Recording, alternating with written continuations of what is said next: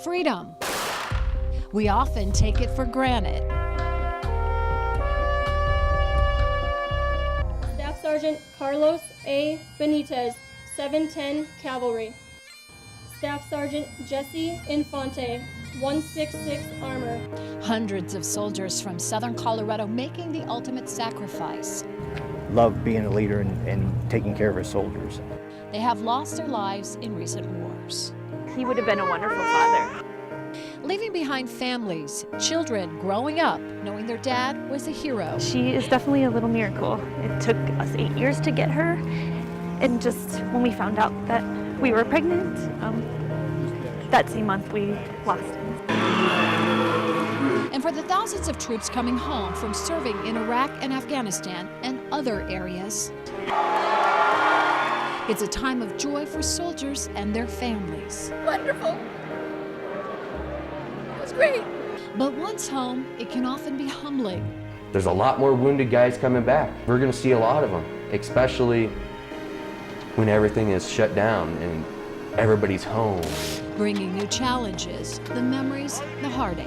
An IED blast went off and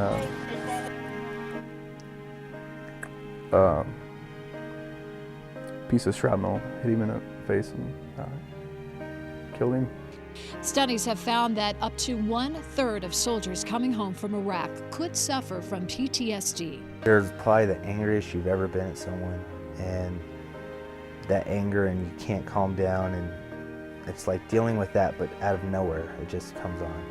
From traumatic brain injuries. I returned from my last deployment and could not remember my son's name. It took me months to get his name down.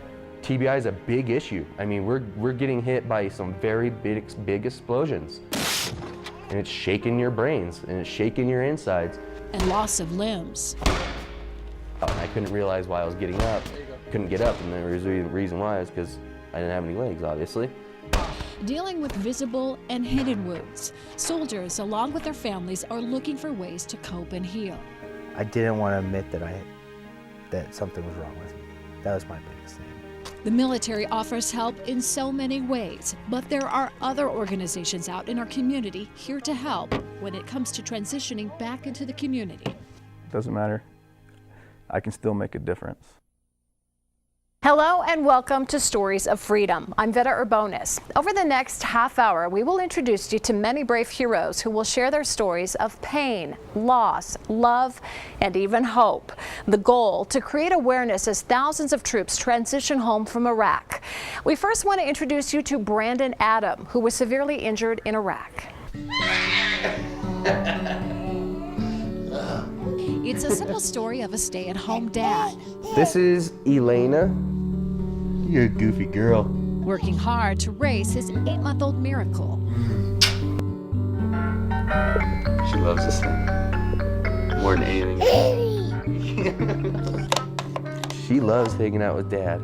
But it's the story of the background of how Brandon Adam got here. Good girl. That's not so simple. Didn't think I was gonna be a dad until probably I was old, because I had a lot of plans for the military. If you look closely, he's tackling parenthood after losing his legs. 2007, we were in Baghdad. I was the gunner. It went boom, took out the right side of the vehicle, just couldn't get out, and I couldn't realize why I was getting up. My body went to shock, and that was it. I don't remember anything after that. He woke up in a hospital a few days later. His legs were blown off. Just looked down, opened up the blankets, saw that my legs were gone. He woke up determined not to let it get to him. When I signed that paperwork, when I joined at 17, I knew what I was doing. He wanted to ski again. Anything you liked to do before, I guarantee most likely that there's a way for you to do it now. So he started training at LifeQuest Transitions in Colorado Springs. Military helping military, you know your mentality. They treat you like a regular person, a regular athlete.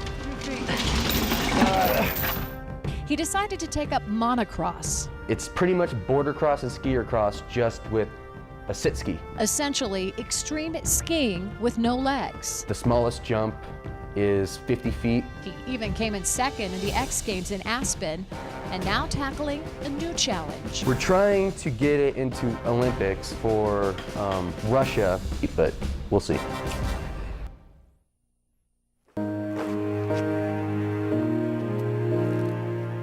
He says he has bad days. It really didn't hit me until I started going in a wheelchair. Is in pain a lot, but he's not bitter. The world's not built for handicapped people. So you gotta adapt and overcome. Instead, Brandon is grateful. If I have a problem with something, that's what I just say to myself, just adapt. You know, figure it out. Easy peasy. My left hand is working the hand controls. I'm pushing down to accelerate. Brandon has been honored for his heroism, receiving a Purple Heart, a presidential coin from President Bush. But he'll tell you his greatest accomplishment happened simply because of the explosion. I was having such issues with how am I gonna get married? Who's gonna want me like this? He met his soon-to-be wife shortly after he got out of the hospital. She was the nicest person I've ever met. I think she saw that I was genuine. He vowed to stand by her side on his wedding day, So they built me legs for my wedding. wearing his prosthetic legs for the first and only time. The reason why I wanted to wear my legs my wedding was the kiss. I just wanted to make it as much as of a normal wedding for her. And the first dance. People were very emotional about it. I just didn't want to fall. And that was the biggest thing I was thinking, is just don't fall. At home, next to his medals, a piece of copper, And this was actually in my leg. symbolic of so much. They may hurt me, but they didn't win. And if you ask him if he could do it all over again, Everybody asked me, would you change going in the military? No, not at all. This was the way my life was supposed to turn out. I was hoping to go Special Forces and then take those skills and then go to college. Life has changed completely, but now I'm just a athlete that hangs out with his daughter all day. I am doing awesome. Up next, we take a look at a road famous for danger. Stories of that fateful road in Iraq turned into a song when Stories of Freedom continue.